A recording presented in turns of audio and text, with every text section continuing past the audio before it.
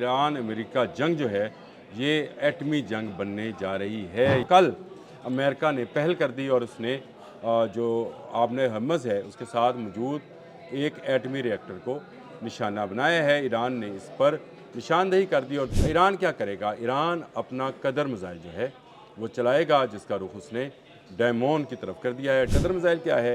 ये एक ballistic missile है जो कि माक 10 की स्पीड के साथ यानी आवाज़ से 10 गुना रफ्तार के साथ चलता है।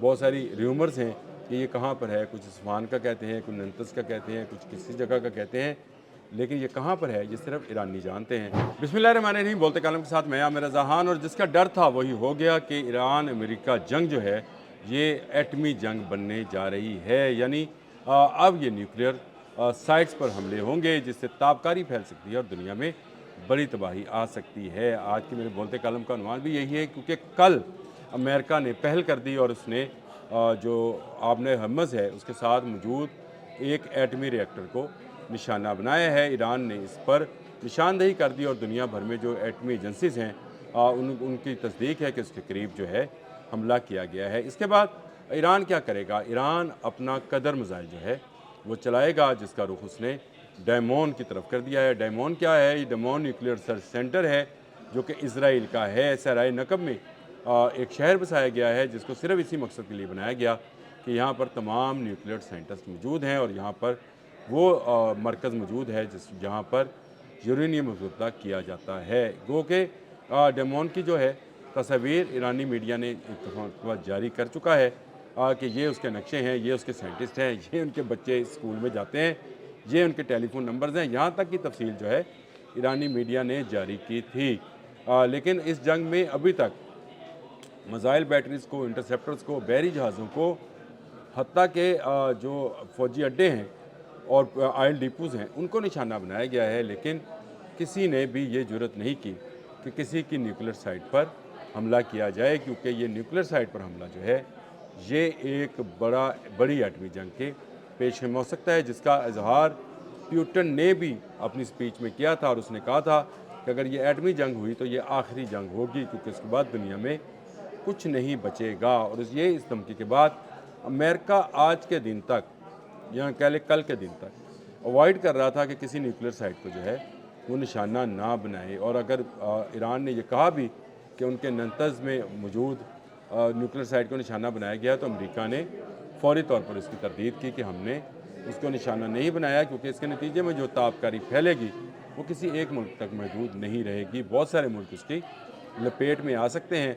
आपने हर्मज़ में क्योंकि अमेरिका को ज़्यादा बेचैनी है और ज़्यादा जल्दी है कि किसी तरीके से आपने हर्मज़ खुले, इसलिए दुनिया भर की मिन्नत समाजत के बाद अब डोनाल्ड ट्रंप जो हैं ये कह रहे हैं कि वो अमेरिका जो है अकेला ही इसको हैंडल करेगा। लेकिन कल उन्होंने एक और बड़ी गलती कर दी, और गलती ये थी कि उन्होंने एक न्यूक्लियर साइट के करीब मिसाइल गिराया, जिस पर ईरान को अब बहाना मिल गया है कि उसके कदर मिसाइल जो हैं डिमोना सिटी की तरफ जो है वो कर दिए जाएँ और इस डिमोना न्यूक्लियर रिसर्च सेंटर की तरफ या डिमोन न्यूक्लियर साइट की तरफ जो है कदर मिसाइल गिराए जाएँ। अब कदर मिसाइल क्या है?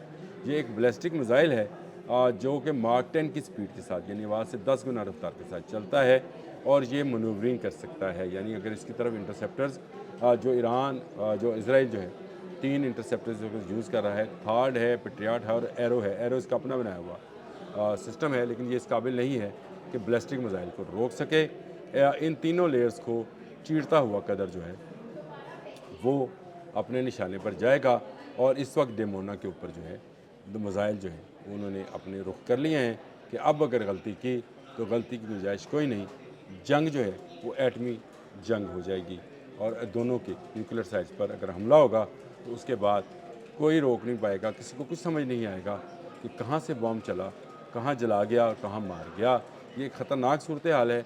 अमेरिका ने इसकी इब्तिदा की है और अमेरिका को इसका खमियाजा भुगतना पड़ेगा, अमेरिका को भी और इसराइल को भी, क्योंकि इसराइल इतना यूरेनियम अफज़दा कर चुका है जो एटमी वारहेड बना सकता है। और ईरान के मुतल्लिक़ भी ये बात मैंने पिछले दिनों एक व्लॉग भी किया था कि उसके पास 400 किलोग्राम अफज़दा यूरेनियम है, जिसको बहुत जल्द एटमी वारहेड में तब्दील किया जा सकता है। बहुत सारे ममालिक उसकी गारंटी करना चाह रहे थे।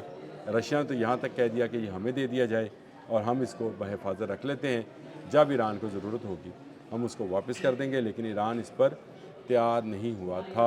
बहुत सारी र्यूमर्स हैं कि ये कहाँ पर है, कुछ इस्फहान का कहते हैं, कुछ नंतस का कहते हैं, कुछ किसी जगह का कहते हैं, लेकिन ये कहाँ पर है ये सिर्फ ईरानी जानते हैं। और इससे एटमी वारहेड बन सकते हैं या कितनी जल्दी बन जाएगा ये भी ईरानियों की बस की बात है। लेकिन इस तरह से अगर न्यूक्लियर जो साइट्स हैं उन पर हमला होता रहा और अमेरिका अपने हवाई जहाज़ों के ज़रिए जो बहुत बुलंदी पर उड़ते हैं हमला करेगा, तो उसके जवाब में कदर मिसाइल छोड़ दिया जाएगा। और कदर मिसाइल जो है मैंने आपको बताया कि ये मनूवरिंग की सलाहियत रखता है, और इतनी मनूवरिंग के इसको पकड़ना जो है इंतहाई मुश्किल है। अगर मार्क 10 की स्पीड से अगर एक मिसाइल आ रहा हो तो इसको पकड़ा नहीं जा सकता। ये 1000 किलोग्राम तक का वॉरहेड ले जा सकता है, इसके साथ साथ क्लस्टर बम भी ले जा सकता है। जी हाँ, अगर इसकी वॉरहेड की जो उसको कहते हैं साइज़ है उसको कम किया जाए या उसका वज़न कम किया जाए, यानी 1000 से बजाय उसको 700 पे कर दिया जाए, तो 300 जो हैं फिर उसके साथ क्लस्टर बम्स जो हैं ये 300 किलोग्राम के क्लस्टर बम भी शामिल किए जा सकते हैं, जो एक बड़े इलाके को तबाही का निशान बना सकते हैं। ईरान ने वार्निंग जारी कर दी है कि अगर अब न्यूक्लियर साइट पर हमला हुआ तो फिर इनकी न्यूक्लियर साइट्स भी नहीं बचेंगी। तो इसराइल जो कि पहले ही नाकाम है अमरीकी ईरानी बैलिस्टिक मिसाइल्स को रोकने में, वो मज़ीद नाकाम होगा। और ये नाकामी जो है ये एक एटमी नाकामी होगी जिसको एटमी जंग कहा जाएगा। ये इस्लाम में वैसे ज़िक्र है एक मरहमतुल अज़मा का, एक ऐसी जंग जिसमें बहुत ज़्यादा कश्तो खून होगा, इतना कि लाशें इतनी होंगी कि परिंदे को बैठने की जगह नहीं मिलेगी और वो उड़ता उड़ता आखिरकार लाशों पर ही गिर जाएगा। ये किसी एटमी जंग का ही मंजर हो सकता है।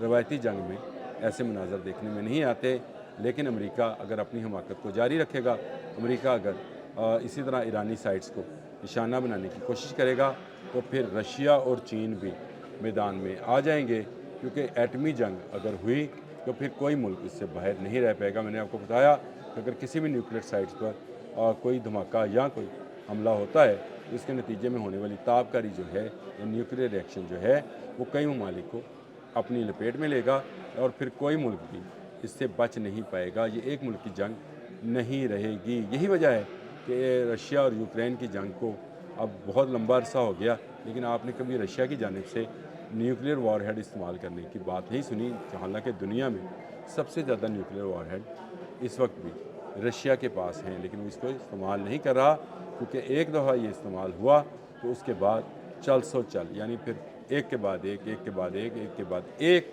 मालिक जो है इस ताबकारी की लपेट में आते चले जाएंगे। आपने हमस में जो हमला किया गया है उसको अमेरिका तो मान नहीं रहा है, लेकिन ईरान की जानिब से ये कहा जा रहा है अब इसराइल अपने न्यूक्लियर साइट्स की खैर में। अब तक के लिए इतना ही। अल्लाह हाफ़िज़।